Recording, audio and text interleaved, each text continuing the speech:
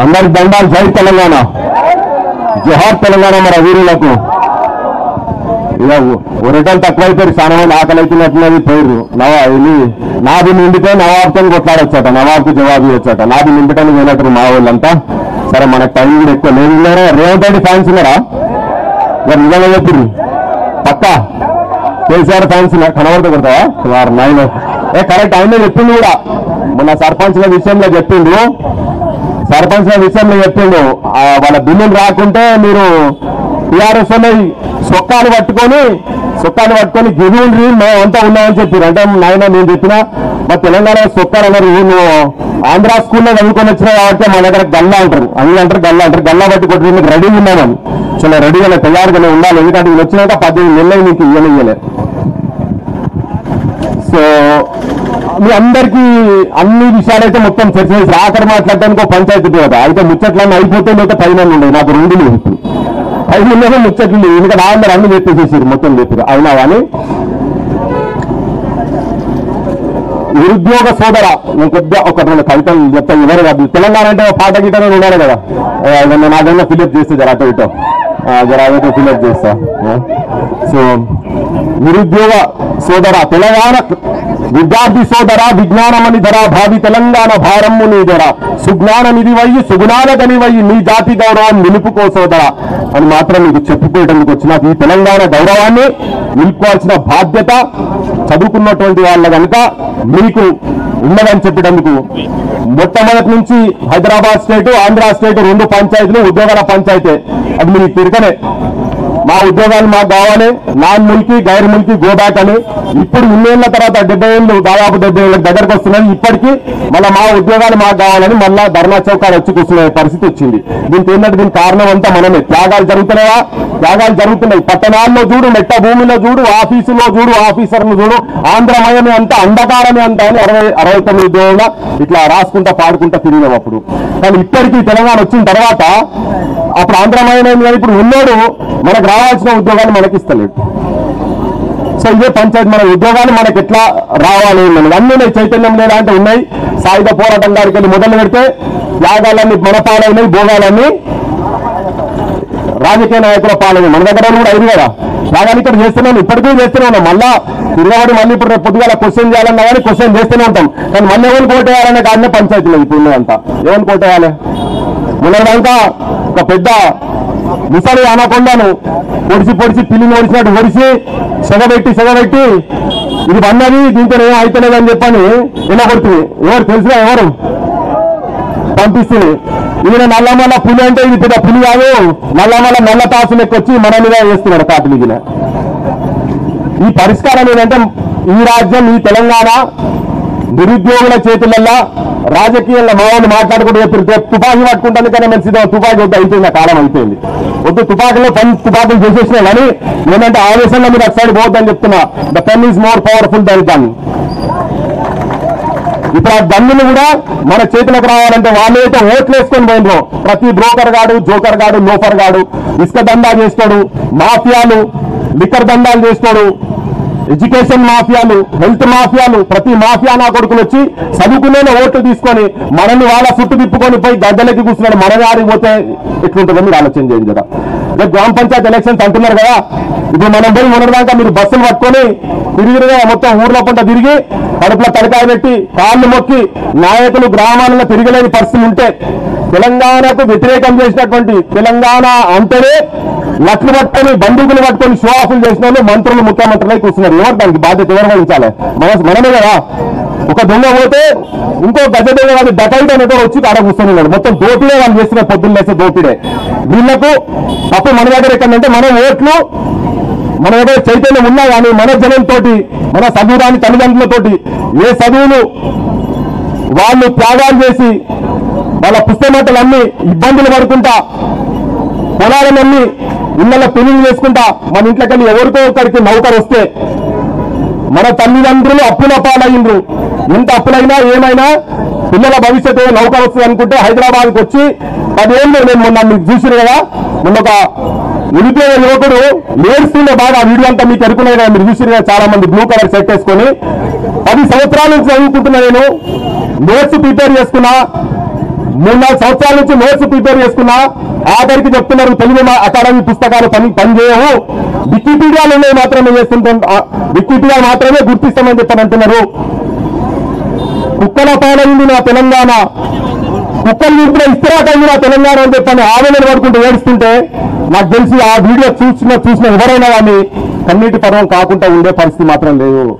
ఇలా ఆవేశంలో మీరు మాట్లాడడం నిన్నగాలు ఇస్తున్నారు, కానీ ఆవేశంతో పాటు కొంచెం ఆలోచన చేయాల్సిన అవసరం ఉన్నది అని చెప్పి మీ అందరికీ మనవి చేస్తున్నా.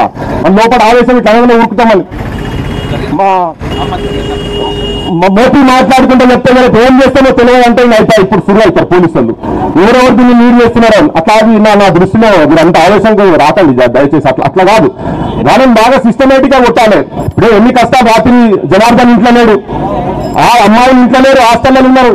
ప్రత్యూష కావచ్చు, ఆస్మా కావచ్చు, వీళ్ళెవరు ఇళ్ళలో లేరు, వాళ్ళు హాస్టల్ ఎక్కడ పోయి దాచుకున్నారు వాళ్ళు.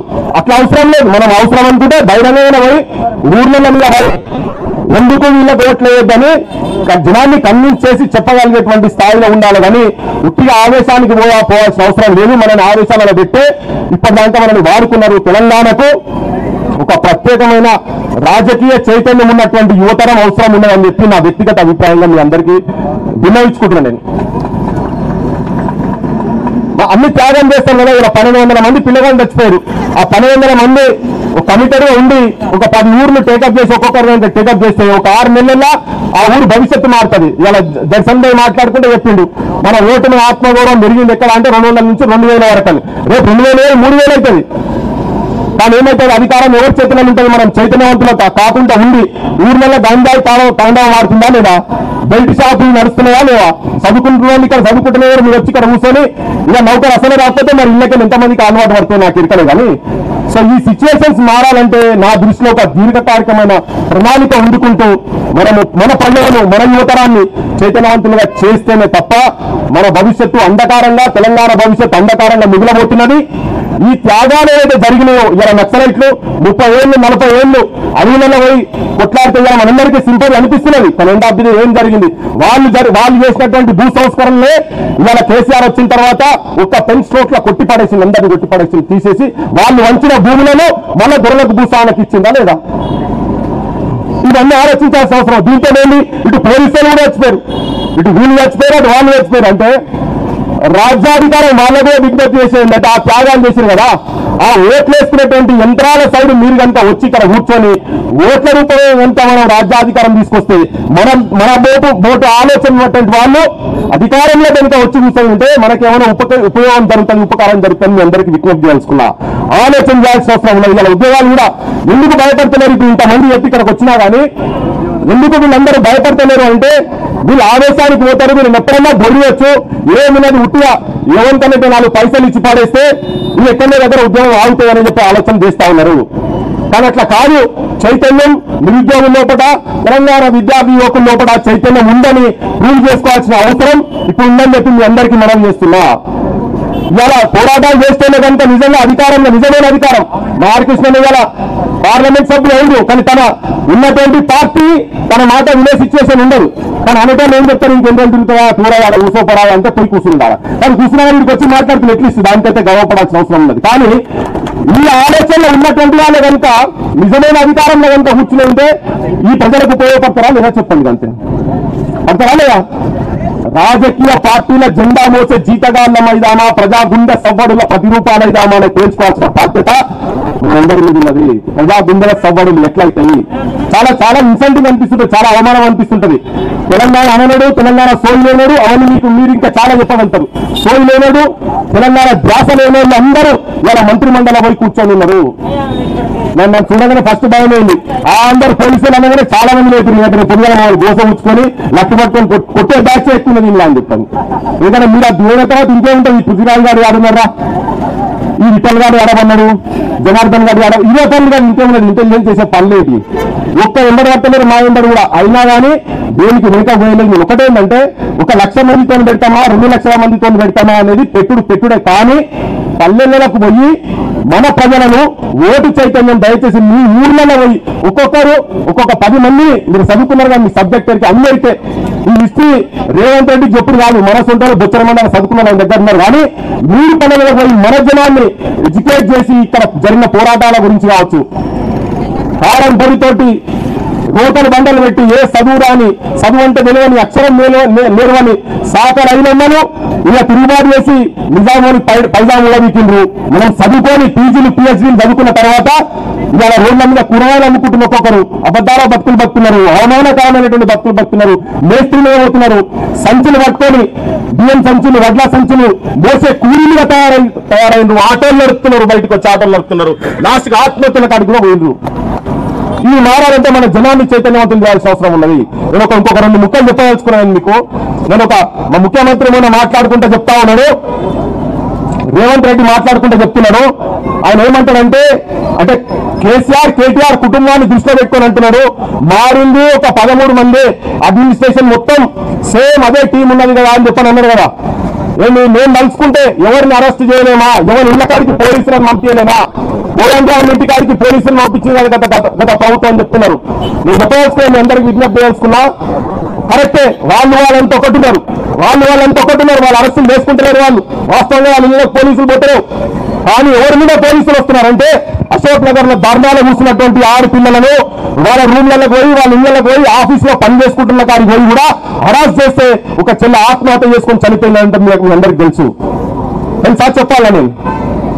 తెలుసా అందరు తెలుసు కదా ధర్నా చౌక్ లో కూర్చొని తెల్లందాక ధర్నాలో కూర్చొని ఉంటే నువ్వు ఎందుకు ధర్నాలో కూర్చున్నావు అని పోయి పోలీసు వాళ్ళు ఒక సర్కిల్ ఇన్స్పెక్టర్ ఎంబడి పడితే దండం పెట్టి సార్ నా నౌకర్ పోతే నేను చదువుకునే పరిస్థితి నేను దయచేసి నా నౌకర్ పోనీయకండి ఇది చూస్తే నా యజమాని నౌకర్ తీసేస్తాడు మా ఇంట్లో పిలిచి పెళ్లి చేస్తాడు పెళ్లికి రమ్మంటారు హైదరాబాద్ లో ఏం చేస్తున్నాను సివిల్ సర్వీసెస్ రాసి కలెక్టర్ ఐఏఎస్ ఐపీఎస్ కావాలనుకొని ఒక కళలు కానటువంటి చెల్లె హరాస్ చేస్తే ఇంటికి తీసుకొని పోయి నౌకర్ నిజంగా నౌకర్ పోయిన తర్వాత ఆమె మీద వెళ్ళి ఒక 4-5 నెలలు తిరగక ముందే స్టేజ్ మీద ఇంకో చెల్లెకి ఫోన్ చేసి చెప్పి మీ ఇంట్లో కనీసం మిమ్మల్ని బయటికి పోయి రాణిస్తున్నారు మా ఇంట్లో రాణిస్తున్నారు పేదరికంలో ఉన్నావు నువ్వు నీకు అవసరమా నీకు పోరాటాలు అవసరమా ఉద్యమాలు అవసరమా నీకు హక్కుల గురించి కొట్లాట అవసరమా అంటే ఆత్మహత్య చేసుకొని చనిపోయింది ఇట్లా అంటే వీళ్ళ మీద పోలీస్ హరాస్మెంట్ జరుగుతున్నది జనార్దన్ మీద పోలీస్ హరాస్మెంట్ జరుగుతుంది వేదిక మీద అందరి మీద జరుగుతాయి మీ మీద కూడా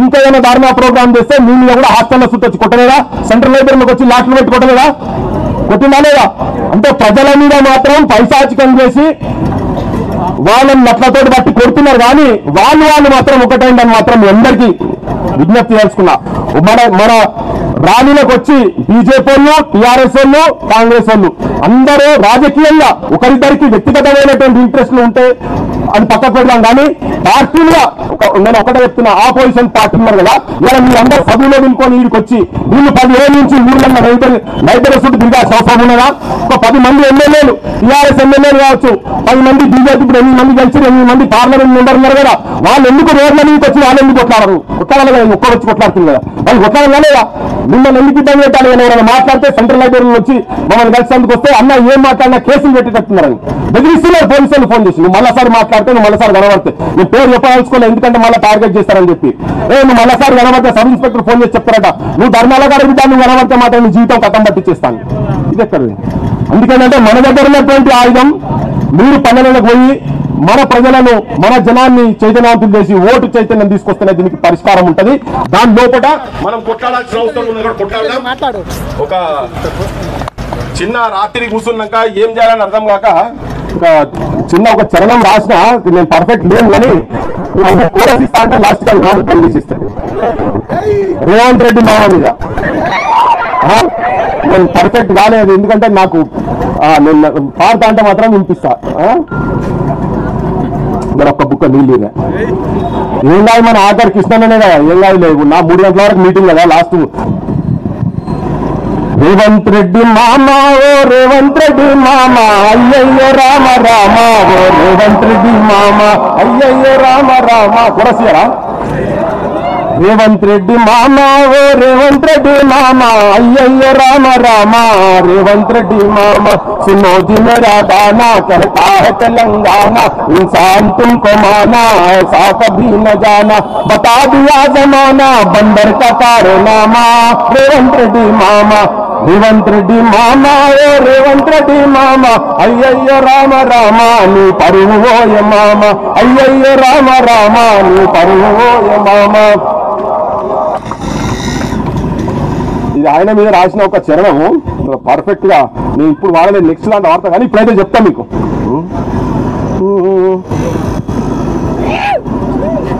కాంగ్రెస్ను గెలిపిస్తే నిరుద్యోగముండదన్నావు కాంగ్రెస్ను గెలిపిస్తే నిరుద్యోగముండదన్నావు జబు క్యాలెండర్ అన్నావు 2 లక్షల కొలువులన్నావు జబు క్యాలెండర్ అన్నావు 2 లక్షల కొలువులన్నావు జాతలాగు పోస్టులన్నీ భర్తీ చేస్తానన్నావు అన్ఎంప్లాయ్మెంట్ అలవెన్స్ ఇస్తానన్నావు. ఎంత ఇస్తానడు? 4,000. మా ఓట్లతోటి నువ్వు ముఖ్యమంత్రి అయ్యినావు మా ఓట్లతోటి నువ్వు ముఖ్యమంత్రి అయ్యినావు మా ఓట్లతోటి నువ్వు ముఖ్యమంత్రి అయ్యినావు గదెకెక్కినంక నువ్వు మాకు తెడ్డు చూపినావు గదెకెక్కినంక నువ్వు మాకు తెడ్డు చూపినావు. రేవంత్ రెడ్డి మామా ఓ రేవంత్ రెడ్డి మామా అయ్యయ్య రామ రామ నీ పరువోయ మామ అయ్యయ్య రామ రామ నీ పరువోయ మామ. నెక్స్ట్ టైం మీటింగ్ లో మొత్తం మంచిగా వినిపిస్తాను. Thank you. ఒకటే లాస్ట్ కు రాచరికం కత్తి మీద నెత్తుర్ల ఆహారమా దొరవారి గడులలో నలిగిపోయిన న్యాయమా ఆంధ్ర వలస తూటాలకు ఆరిపోయిన ప్రాణమా అని చెప్పని అనుకుంటా తిరిగినాము. ఇప్పుడు తూటాలకు ప్రాణాలు ఆరిపోదు. మన లోపడున్నటువంటి ఐడియాలజికల్ మిలిటెన్సీని మన గుండెల లోపల లేపి మన ప్రజలను చైతన్యవంతులం చేసి మన ఓటు చైతన్యము ఓటు రూపంగా మార్చి ఈ లుచ్చా లఫంగా వాళ్ళు పవిత్రమైనటువంటి తెలంగాణ అసెంబ్లీలో భవిష్యత్తులో కూర్చొని లేకుండా చేసేటువంటి బాధ్యత తీసుకోవాలని చెప్పి మీ అందరికీ విజ్ఞప్తి చేస్తూ ముగిస్తున్న జోహార్ తెలంగాణ మన వీరులకు.